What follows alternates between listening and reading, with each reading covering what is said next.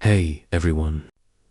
Tonight, we're drifting far back to a time when humanity was still convinced that if you stacked enough stones on top of each other, the gods would be impressed, so dim the lights. Get comfortable, and let's wander through what was once called the 7 wonders of the ancient world, a list made by ancient tourists, which, like most tourist lists, was equal parts admiration and bragging rights. Because, of course, the ancient Greeks couldn't simply travel, they had to rank everything. This particular list was their version of top 7 things that'll make you feel inadequate about your city's architecture. And the best part, out of the 7, only 1 still exists. The rest were taken by time, neglect, or, as is often the case in human history, as somebody deciding to light it on fire for dramatic effect. Let's start where it all began, with a pile of rocks so large it still humbles satellites. The Great Pyramid of Giza, humanity's oldest flexo. The first of our wonders is the Great Pyramid of Giza, and unlike the rest of its fellow marvels, this one is still here, still standing tall in the Egyptian desert, pretending to be mysterious. Even though we now know far too much about how it was built, roughly 4,500 years ago, Pharaoh Khufu, known to the Greeks as Cheops, decided that dying wasn't enough. He wanted to be immortal, preferably through a structure visible from orbit. The result was a monument so enormous that it remained the tallest building on Earth for almost 4,000 years. That's for millennia of architectural one-upmanship, and nobody managed to beat it until the 19th century, with an iron tower that looks like a radio antenna. Khufu's pyramid was made of about 2.3 million limestone blocks. Each one weighs roughly the same as a large SUV, which means that ancient Egyptian workers, of thousands of them, spent decades dragging these stone vehicles through the desert. Not exactly the most ergonomic workplace. The funny thing is, Khufu himself wasn't remembered kindly. Ancient Egyptians later described him as a cruel, arrogant ruler, so harsh that people supposedly refused to serve in his afterlife. His pyramid, therefore, stands as one of history's largest passive-aggressive monuments, the most impressive building in the world, built for someone nobody liked. Today, the Great Pyramid is missing its smooth white limestone casing, which once made it gleam under the sun like a cosmic beacon. Over the centuries, that polished stone was chipped away, recycled into Cairo's mosques, walls, and houses. Because, of course, nothing says eternal monument like being turned into someone's kitchen floor, yet the core remains. Khufu's ego may have faded, but his pyramid stayed put. The sands shifted, the Nile rerouted itself, empires rose and fell. And there it is, the lone survivor of the ancient world's most famous list, looking faintly irritated to still be standing when all its peers crumbled. The Hanging Gardens of Babylon, a botanical mystery net. Let's drift east into Mesopotamia, or at least what might have been Mesopotamia. The Hanging Gardens of Babylon are a historical riddle wrapped in vines and speculation. No one is entirely sure if they ever existed, which is, admittedly, a strong start for something labeled a wonder. Ancient writers described them as a green paradise in the desert terraces stacked high, dripping with waterfalls and lush plants, all blooming above the dry plains of modern Iraq. It was said that King Nebuchadnezzar II built them for his wife Amytas, who missed the mountains and greenery of her homeland. A touching gesture, if true. He supposedly thought, well, she's homesick. Let's build her an entire mountain out of bricks. Which sounds excessive, but that's royalty for you. The name hanging doesn't mean they were suspended from ropes. It referred to the overhanging terraces, an ancient form of vertical gardening. They likely required advanced irrigation systems to bring water up from the Euphrates River, so advanced, in fact, that engineers still debate how it might have worked. The problem is, we have no definitive Babylonian record of these gardens. None. The Greek historians who described them, like Strabo and Philo of Byzantium, were writing centuries after they supposedly existed. It's the ancient equivalent of a friend of a friend's story. Some modern archaeologists even think the gardens weren't in Babylon at Albert and Nineveh, hundreds of kilometers away, which means the most famous Babylonian structure might not have been Babylonian whatsoever, if true. It would be a fitting metaphor for the ancient world, glorious, poetic, and slightly inaccurate. Still, whether real or myth, the Hanging Gardens became the symbol of man-made paradise, a dream of life flourishing where it shouldn't. And even if Nebuchadnezzar's grand horticultural apology never existed, the story stuck because humanity always loves the idea of building something beautiful out of longing. The statue of Zeus at Olympia, the god who outgrew his temple. Let's wander back west now, to Greece where modesty went to die. The statue of Zeus at Olympia was created around 435 BCE by the sculptor Phidias, who was basically the Michelangelo of the classical world, minus the paint, plus more ivory. The Greeks had built a temple to Zeus, but naturally they decided it wasn't impressive enough. So Phidias built a statue of the god himself, seated on a grand throne, made from ivory and gold panels. Because if you're going to depict a deity, you might as well bankrupt a few cities doing it. The statue stood over 40 feet tall, so tall, in fact, that its head nearly brushed the temple's ceiling. Visitors said it gave the illusion that if Zeus stood up, he'd shatter the roof, which is, incidentally, the most Zeus-like thing imaginable. Phidias supposedly carved the god's features to resemble his own because of course he did. Humility wasn't a strong suit in classical Greece. People came from across the Mediterranean to see the statue, describing it as divine, awe-inspiring, and slightly overwhelming.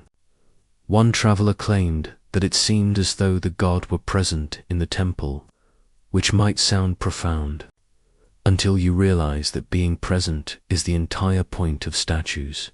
For 8 centuries, the statue of Zeus remained one of Greece's proudest achievements. Then, like most things made of ivory and gold, it became an irresistible target for fire, looting, and bad luck. By the 5th century CE, the statue had likely been moved to Constantinople, where it perished in a fire that consumed a palace. A fittingly dramatic end for the king of gods. Today, nothing remains but fragments and descriptions. Phidias's workshop was found at Olympia, still holding tools and molds. The statue, however, is gone. All that's left is the echo of thunder where Zeus once sat, and perhaps a faint sense of relief from the temple roof, which never had to endure him standing up. The temple of Artemis, built, burned, and built again now. To Ephesus, a bustling ancient city on the coast of what's now Turkey. There stood the temple of Artemis, goddess of the hunt, wilderness, and ironically construction projects. The first version of her temple was built around the 6th century BCE. It was enormous, supported by over 100 marble columns, each taller than a 3-story house. It became one of the grandest buildings of the ancient world, sacred site and tourist attraction rolled into one. Naturally, someone burned it down. His name was Herod, and he destroyed the temple in 356 BCE for the sole purpose of becoming famous, which worked, though historians, in an early attempt at cancel culture, tried to erase his name. They outlawed speaking or writing it. But of course, someone did anyway, and here we are, still talking about him 2,300 years later. The irony is rich, even more ironically. The fire happened on the night Alexander the Great was born. Ancient chroniclers, ever fond of cosmic symbolism, claimed that Artemis was too busy attending the birth of the future conqueror to save her temple. Because nothing says divine multitasking, like letting your house burn while helping with childbirth. The Ephesians rebuilt the temple bigger and grander than before. The second version was even more magnificent, covered in intricate carvings and filled with priceless art. It survived for centuries before being destroyed, again this time by the gods, and later by Christian zealots who viewed it as pagan idolatry. Today, only a single lonely column stands where the great temple once gleamed. Surrounded by marshy ground, it looks like an afterthought, a punctuation mark left by history. Artemis may have been the goddess of the hunt, but her temple spent most of its existence being hunted down by fire and fate. Asterisk. Hey everyone. Tonight we're drifting back to a city that gleamed with lantern light, to narrow wooden streets, hushed laughter behind sliding paper doors, and the faint perfume of cherry blossoms that somehow always seemed to fall at the most poetic possible moment. We're going to Edo, that's Tokyo, before it learned how to be modern, back when samurai still clacked through the night in wooden sandals, and beauty itself was a kind of economy. This is the story of the pleasure houses, a world officially licensed by the government, morally denounced by the monks, and quietly beloved by almost everyone else. The Japanese called it the ukiyo, the floating world, not because things literally floated, though after enough sake that might have seemed true, but because life itself was seen as fleeting, like a bubble rising through a stream, dazzling for a moment, gone the next dot. And if life was going to be fleeting, well, you might as well spend it in silk, under soft light, pretending that you understood poetry. So, settle in. Let's drift into the pleasure quarters of Edo, where art, desire, and commerce all wore the same powdered face. The world behind the wall. The most famous of these districts was Yoshiwara, officially titled the Shin Yoshiwara, or New Yoshiwara, after the original one burned down, because, as it turns out, the combination of alcohol, oil, lamps, and melancholy poetry wasn't ideal for fire prevention. It sat on the city's northern edge, surrounded by a moat, yes, a moat, and enclosed by high wooden walls. In theory, this was to control access. In reality, it made the place feel like a dream you had to walk into on purpose. By law, only certain types of people could enter freely: courtesans, attendants, musicians, and, of course, customers with sufficient wealth and plausible deniability. Samurai, in theory, were forbidden to visit. In practice, they came often, just very discreetly. Yoshiwara streets were clean, well lit, and laid out like a miniature city, one that existed almost entirely for aesthetic pleasure. Shop fronts sold combs, fans, and delicate sweets. Perfume merchants hawked oils that smelled like plum blossoms and smoke. Musicians tuned their shamisen on street corners.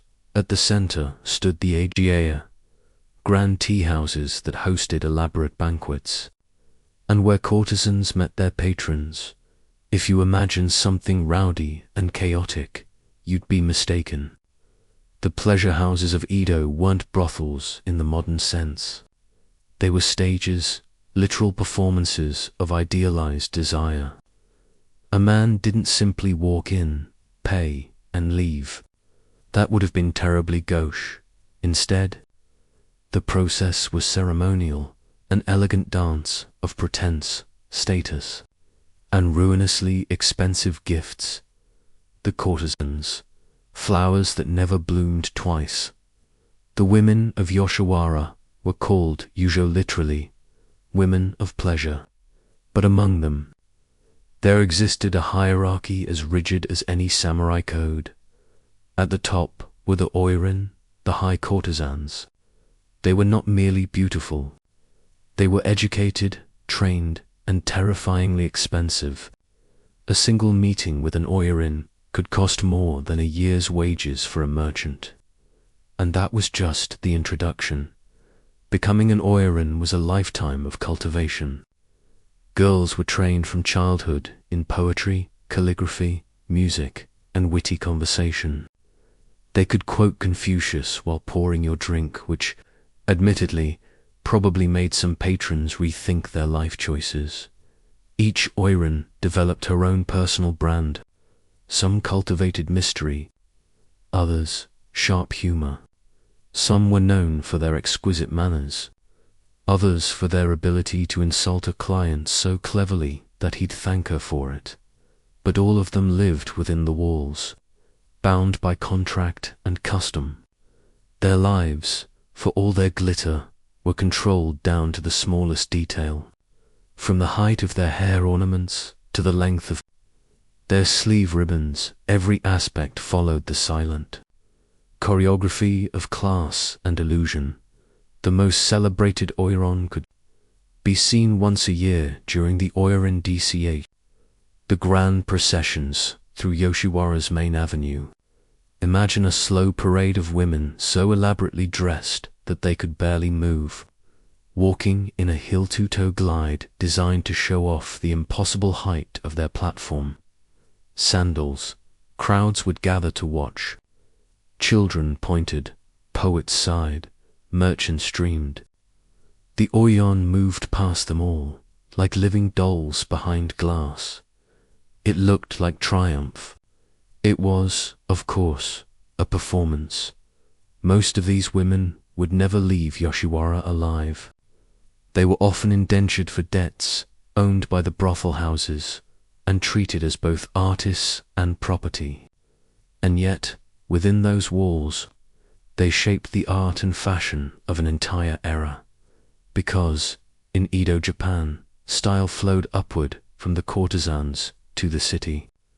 The way an oirin tied her sash, the pattern on her kimono, the shape of her hairstyle all became trends among merchant wives and city girls. So while samurai wrote laws, it was the women of Yoshiwara who decided what beauty meant. The floating world in print, of course. Not everyone could afford to see Yoshiwara in person. So Edo did what every great civilization eventually does. It invented celebrity culture. Enter the ukiyo-e, pictures of the floating world. These were woodblock prints, mass-produced and sold on the streets for the price of a bowl of noodles. Artists like Hiroshige and Hokusai turned the faces of courtesans into household icons. They captured them reclining, writing letters, or adjusting a hairpin, each gesture carefully idealized, so that even the act of breathing seemed elegant. It was a world built entirely of suggestion. A turn of the wrist, a half smile, a folding screen left slightly open. The irony, of course, was that these floating world prints became wildly popular among the same moralists who condemned Yoshiwara's decadence. People love sin, as long as it comes framed and signed. Utamaro, in particular, had a genius for intimacy. His women weren't goddesses, they were humans captured in quiet, domestic moments. The way a sleeve slipped, the faint tilt of the head, the distracted gaze of someone who's listening, but not really.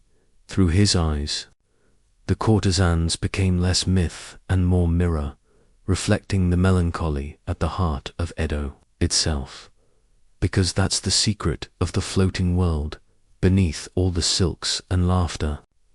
It was an empire of loneliness, rules, regulations, and pretend morality. The Tokugawa shogunate, to its credit, was aware of what it had created.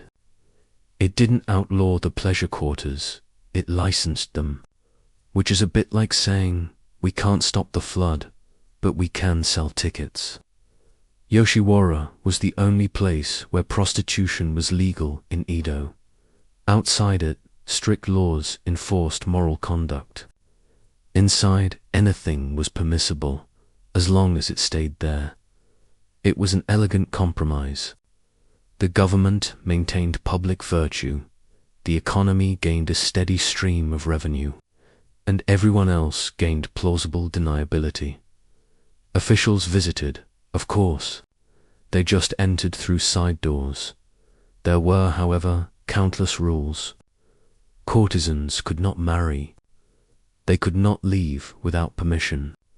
Their contracts could be bought out only by a wealthy patron, which occasionally happened, usually with disastrous romantic results. Some were lucky enough to retire early, opening tea shops or taking apprentices. Others faded quietly into the alleys of Edo, their names forgotten except in old prints and poems. The system was cruel, but it was also strangely self-contained, a world built on illusion, aware of its own artifice. As one poet of the time wrote, "The floating world is fleeting, yet what isn't? Love letters and ledger books, asterisk, contrary to what one might imagine." Not all relationships in Yoshiwara were purely transactional. There were genuine emotions, complicated, inconvenient, and entirely unprofitable. Clients fell in love with courtesans. Courtesans pretended to reciprocate, and occasionally one of them forgot to pretend an oirin might receive dozens of letters each week, folded origami style, written on fine paper, perfumed and sealed. She'd read them aloud to her attendants, who often mocked them mercilessly.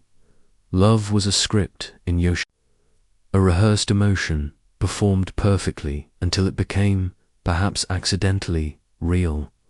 And yet, even then, the structure didn't change. Contracts, debts, and status still dictated the outcome. A samurai could ruin himself chasing an illusion of affection.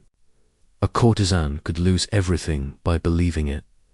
Edo was a city that ran on paper, not just letters and poems, but ledgers, receipts, and ledgers about receipts. The same brush that wrote love haikus also signed debt agreements. It's hard not to see the poetry in that. Lantern light and regrets the night deepened. Yoshiwara would transform, the narrow streets filled with the glow of lanterns, each painted with a crest or a verse. Shamisen music drifted from tea house. Somewhere, laughter would rise, brittle and a little too loud. Patrons staggered home, poorer and strangely sentimental. Courtesans removed their wigs and makeup, revealing faces much younger and much older than they appeared under lamplight. Asterisk. Servants cleaned the tatami mats. Someone reheated sake. Outside the walls, Edo's merchants opened their shutters for morning trade. Inside, the floating world sighed and folded in on itself again. It's easy to romanticize it all, the elegance, the art, the beauty of transience. But for most who lived there, it was a gilded cage. Beautiful, yes, but still a cage. And yet, perhaps that's what makes it so compelling, because Yoshiwara wasn't just a place of pleasure, it was a mirror held up to the human desire for escape. to create beauty out of impermanence, to pretend, even briefly, that the world could float. Asterisk, hey everyone. Tonight, we're drifting back to a world where gods didn't just watch humanity, they demanded entertainment, where the border between sport and sacrifice was very thin, and people willingly stepped across it. A world of stone courts, echoing through jungle heat, where a single bounce of a heavy rubber ball could decide life, death, or eternal fame. We're going back to the ancient Maya, and to their sacred obsession, Poktapok, the ball game that echoed through centuries of ritual, politics, and blood. So, dim the lights, get comfortable, and let's listen to the sound of a civilization playing for something much more serious than a trophy. The ball game and the gods. The story of the Maya ball game doesn't begin on Earth. It begins in the underworld, in a place called Xibalba. In the Popol VA. The sacred Maya text that's equal parts mythology, philosophy, and supernatural family drama. The gods of the underworld were easily bored, which is perhaps understandable when you rule a place full of bones and shadows. One day, they heard strange noises coming from the world above. Two brothers, Hun Hunappu and Vukub Hunappu, were playing ball. The thumping echoes of their game disturbed the lords of death. Naturally, the gods reacted as any irritated neighbors would. They invited the brothers downstairs. Except, in this case, downstairs was a labyrinth of traps, and invited meant lured to their doom. The brothers were tricked, humiliated, and eventually executed. Their heads were hung in a tree which, in a very mythological twist, bore fruit that looked just like their skulls. One of those fruits spoke to a maiden who, through a sequence of events best described as divinely strange, gave birth to the next set of hero twins, Hunappu and Zabolonk. These two would later descend into Xibalba themselves, play against the gods, and win, not through strength, but through cleverness and trickery. They outwitted death with skill, humor, and a lot of rule-bending. And when they triumphed, they ascended into the heavens, transformed into the sun and the moon. That myth was the heart of the Maya worldview. It told them that life and death were cyclical, that struggle, sacrifice, and cleverness could change one's place in the cosmos, and that the ball game, that rhythmic thump of rubber on stone, wasn't just a sport. It was a reenactment of the universe itself. So yes, when the Maya built their courts, they weren't just building stadiums. They were building cosmic stages. The courts of stone. If you ever wander through the ruins of the ancient Maya cities Copan, Chichen Itza, Taika, or Palenque, you'll notice something strange. Everywhere, there are ball courts, long, narrow alleys of stone, flanked by sloped walls and ring-shaped goals, sometimes large enough to fit an entire procession, sometimes small and intimate, as if meant for whispers rather than cheering crowds. In places like Chichen Itza, the great ball court still stands nearly 100 meters long, with walls so high that even the modern eye feels dwarfed by it. The sound of a single hand clap in the middle of that space produces a sharp echo, bouncing back like the chirp of a quetzal bird, a species sacred to the Maya, whether that's by accident or divine acoustics. No one's entirely sure. These courts were sacred spaces. They weren't built anywhere random. They often sat between temples, the symbolic axis between heaven and the underworld. The game played there mirrored cosmic order itself, the struggle between light and darkness, gods and mortals, order and chaos. Imagine the heat, thick, pressing, and full of sound. spectators gathering on the sidelines, their faces painted, their hair oiled and braided, nobles under canopies, priests watching closely for omens at the center. Two teams, stripped to decorated loincloths, wearing padded belts and heavy arm and knee guards made of leather or wood, and beside them, the ball, made from solid rubber, often weighing up to 9 pounds. Not something you'd want hitting your face, or really any part of your body. The rules, well, those are a bit fuzzy, mainly because the Maya never left us an instruction manual. But what we do know is that players had to keep the ball in motion, bouncing it off their hips, elbows, or knees, never their hands or feet. They used the sloped walls to deflect shots, trying to keep the ball aloft. And, in the grandest courts, the goal was to pass the ball through a stone ring mounted high on the wall. A nearly impossible task. If a player managed it, the game might end instantly, the feat itself seen as divine intervention. And that's where the game's beauty ended, and its danger began. Sweat, rubber, and reverence Pok wasn't just an athletic event.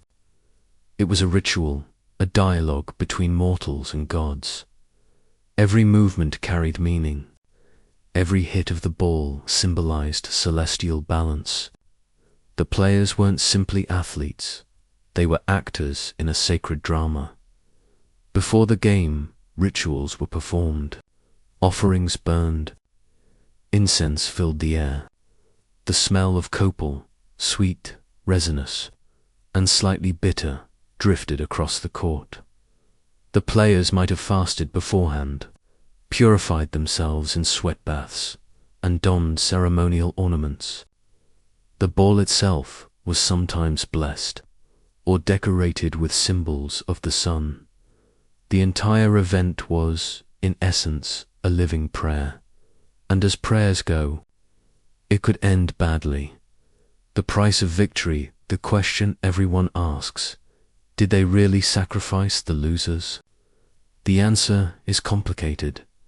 Some sources, particularly from later Aztec practices, suggest that losing teams, or sometimes individual players, were indeed sacrificed.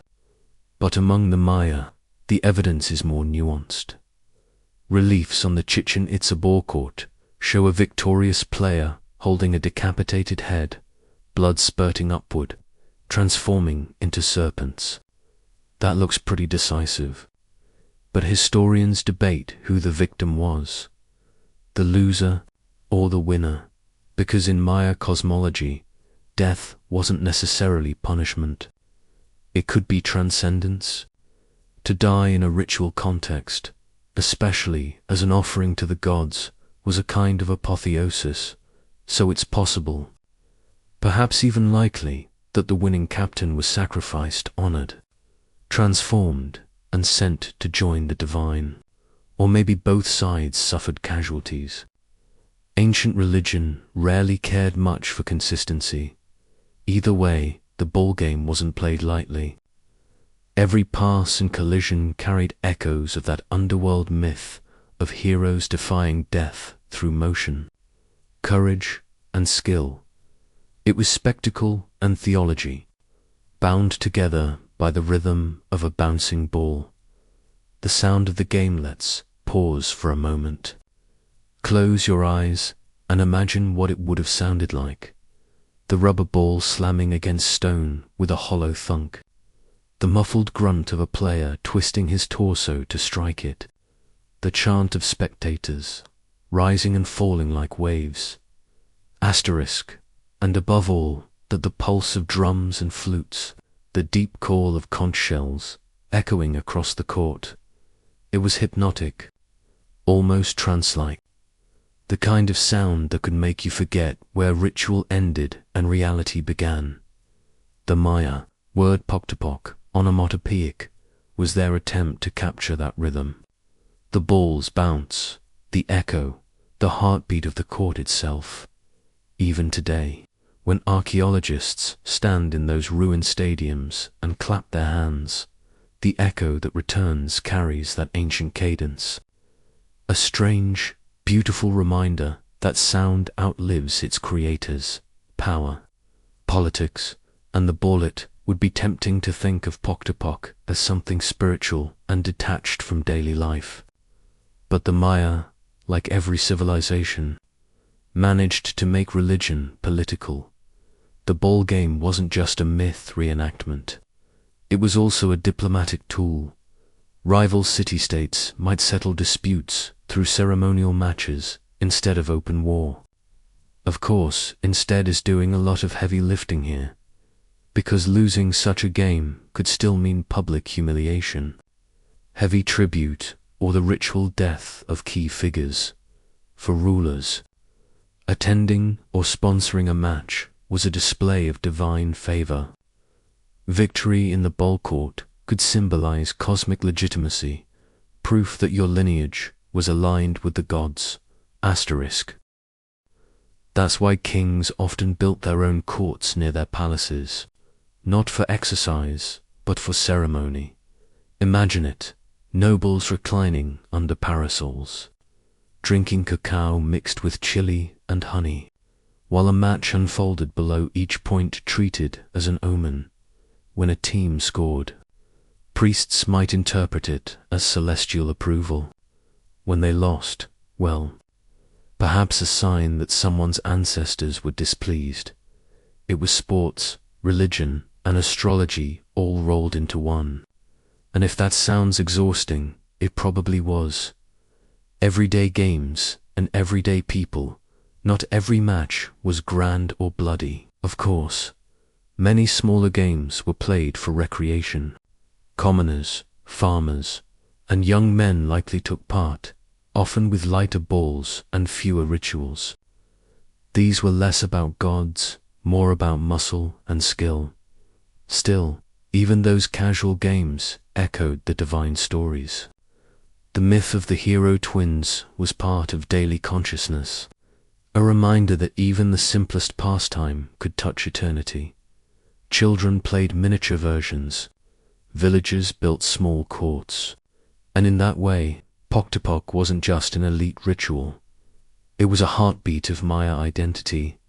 It tied together city and village, myth and muscle, cosmos and clay. The afterglows, night fell over the courts. Torches would flicker, throwing long shadows on the stone walls. The bowl would be placed on an altar, perhaps sprinkled with maize flour or blood as an offering. The players, bruised and exhausted, might retire to bathe, their sweat mixing with incense smoke. The spectators dispersed, the music faded, and silence returned. But for the Maya, silence wasn't emptiness. It was part of the ritual, the pause before the world began again, because in their cosmology, time wasn't a line. It was a loop. The sun died and rose again. The players lost and won again. The ball fell and bounced back. Pok wasn't just a sport. It was the world's oldest metaphor for persistence, for the endless rhythm of struggle and renewal. And, in a way, that's why it endures, not just in stone carvings, but in spirit. You can still find versions of the game played today across Mesoamerica. Simplified, yes, but still echoing that same cosmic heartbeat. Hey everyone. Tonight, we're drifting back to the ancient steppes. It's quiet out there, open grasslands stretching endlessly, the wind sighing through tall, brittle stalks. Somewhere, a fire crackles. Warriors sleep beside their horses, and in the dim orange light, a queen watches the horizon, not from a marble palace or a golden throne, but from the saddle of her horse. Her name was Tamiris, queen of the Masojite, a people you've probably never had the misfortune of meeting, unless you were a Persian emperor in the 6th century BCE, because Well, that particular emperor did meet her, briefly, before.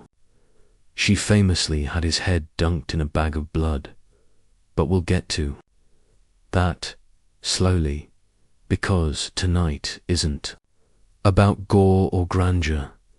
It's about drifting through one of those corners of history that feels more like a myth than a memory. So, settle in, dim the lights, and let's meander back about 2,500 years, to the moment a nomadic queen brought down one of the greatest conquerors the ancient world had ever known. Now, to appreciate Tamiris, you have to understand just how unlikely she was. In the grand catalogue of ancient rulers, women were about as rare as modest royal spending habits. The world, as usual, preferred its empires run by men with shiny beards and questionable judgment. Tamiris didn't care for that arrangement. She ruled the Masaditi, a Scythian people who lived northeast of Persia, probably around what's now Kazakhstan or Turkmenistan. Her people were horse nomads, the kind who measured wealth not in palaces but in how many horses you could take care of before your neighbors got jealous. The Masaditi were famous, even to the Persians, for being annoyingly good at fighting and not particularly interested in being conquered. They were described by Herodotus, who, as usual, was our chatty, occasionally unreliable source, as a warlike people who drank fermented mare's milk, and who, when their elders died, didn't bury them. They ate them, yes, because of course they did. According to Herodotus, it was a sign of respect. You didn't just discard your elders, you incorporated them into the next generation, quite literally, which, for the ancient Greeks, was horrifying. For the Massagetæ, it was dinner, and at the head of this horsebound, blood-drinking society was Tamiris, a widow, a mother, and, as it turned out, a rather inconvenient obstacle to one Cyrus the Great. Cyrus the Great, founder of the Persian Empire, builder of one of the largest domains in ancient history, and, as his name rather confidently suggests, quite proud of himself. He'd already conquered the Medes, the Lydians, and the Babylonians. He had the kind of resume that would make Alexander jealous, if Alexander hadn't already been dead for another century and a half. But Cyrus had a problem. See, the Persian Empire, at its height, was like a very ambitious dinner guest, always reaching for that one last dish, even when there wasn't any room left on the table. North of Persia lay the steppes, full of wild tribes, free people, and horses that could outrun Persian cavalry. It was, naturally, a tempting nuisance. Cyrus, being Cyrus, decided that these barbarians needed to be civilized, which, in ancient political language, meant conquered, looted, and taxed. The only issue was, Tamiris didn't agree. Now, Tamiris wasn't what you'd call a passive monarch. She had already established herself as a capable ruler, fair but formidable, and she had a son, Spargapises, who, by all accounts, was young, brave, and, like most young men in ancient history, a little too eager to prove himself in front of the neighbors. Cyrus, as usual, started with diplomacy, or rather, the kind of diplomacy where you propose marriage as a way to avoid bloodshed, knowing full well you'll probably start the bloodshed anyway. He sent envoys to Tamiris, offering his hand in marriage. It was, allegedly, very flattering. For about 5 seconds. Tamiris, however, was not born yesterday. She saw right through it, the classic conqueror's ploy. "Marry me," he said, "and I'll unite our peoples," which translated roughly to, "I'll unite our peoples, and then yours will mysteriously disappear." So she said no. Politely, but firmly. Cyrus, unaccustomed to women who said no, decided to skip to the next phase of negotiations, invasion. But even here, he was crafty. Instead of charging headlong into the steppe, he set a trap. He built a lavish camp near the river Araxes, loaded with wine and food, the kind of decadent spread nomads weren't used to. Then he withdrew his forces, leaving it all behind. Tamiris's son, Spargapises, took the bait. He led a detachment of Massagetæ to attack what looked like a vulnerable Persian outpost, and finding the camp deserted, he and his men celebrated. It went about how you'd expect a night of unsupervised drinking to go. They drank the wine, probably a lot of it. Remember, the Massagetæ didn't usually drink wine. They drank fermented horse milk, which is not the same thing. The result was that when Cyrus's troops returned at dawn, they found the nomads unconscious, hungover, and very stab-able. Spargapises was captured alive, and Tamiris, upon hearing what had happened, sent a message to Cyrus. It was not a thank-you note. Her letter, at least, according to Herodotus, was remarkably polite in tone, given the circumstances. She reminded Cyrus that he had tricked her son, not defeated him, and she urged him to return the boy and leave her people alone. If he didn't, she warned, she would give him his fill of blood. Cyrus, for reasons that remain unclear, possibly pride, possibly arrogance, did not listen. He kept Spargapises as a prisoner. Eventually, the young man managed to free himself, only to end his own life in despair. It was, to put it mildly, a bad move, because Tamiris was not the kind of queen who responded to grief with quiet reflection. She responded with methodical, unrelenting vengeance. The armies met somewhere near the Araxes River. The Persians, disciplined and heavily armored. The Massagetæ, swift and brutal, fighting on horseback, with bows and axes. And though the Persian Empire was enormous, it wasn't ready for the kind of warfare the Massagetæ brought to the field. These were people born in the saddle, who could loose an arrow at full gallop while barely holding the reins. When the dust settled, it was over. Cyrus, the great conqueror of empires, builder of dynasties, lay dead on the field. His army was shattered. Tomyris, true to her word, ordered his body found. And again, according to Herodotus, she filled a wineskin with blood, perhaps human, perhaps animal, and had Cyrus's severed head placed inside. "Drink your fill," she said, "of the blood you thirsted for." It's the kind of story that sounds like a legend. And perhaps, in some sense, it is.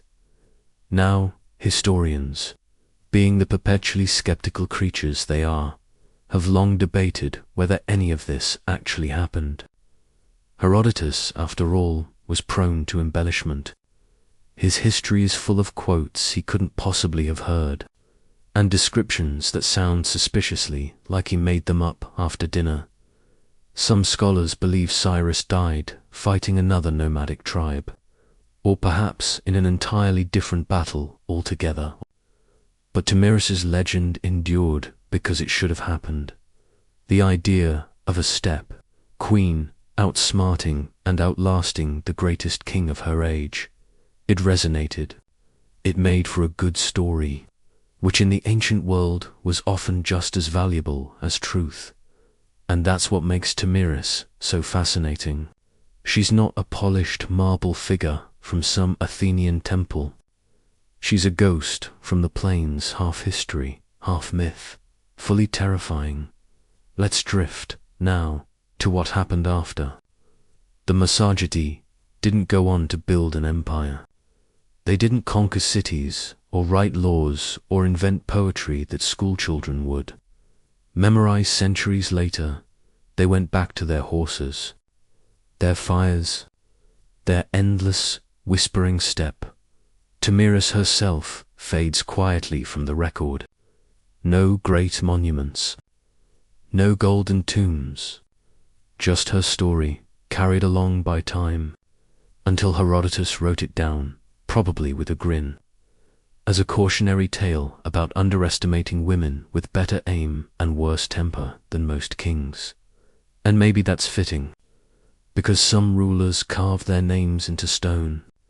Others, like Tamiris, carve them into the fears of their enemies. And so, as the fire dies low on the steppes and the night wind sighs over the plains, we leave her there, the queen who wouldn't be conquered, the mother who avenged her son, and the woman who reminded the world that even empires can bleed dark now. Let's drift forward a little to another ruler of the wild frontiers, another queen, though this one ruled with ink, brush, and beauty rather than sword and saddle. Her world was no less dangerous, and her legacy in its own strange, glittering way lasted far longer. But that we'll wander into next. Asterisk.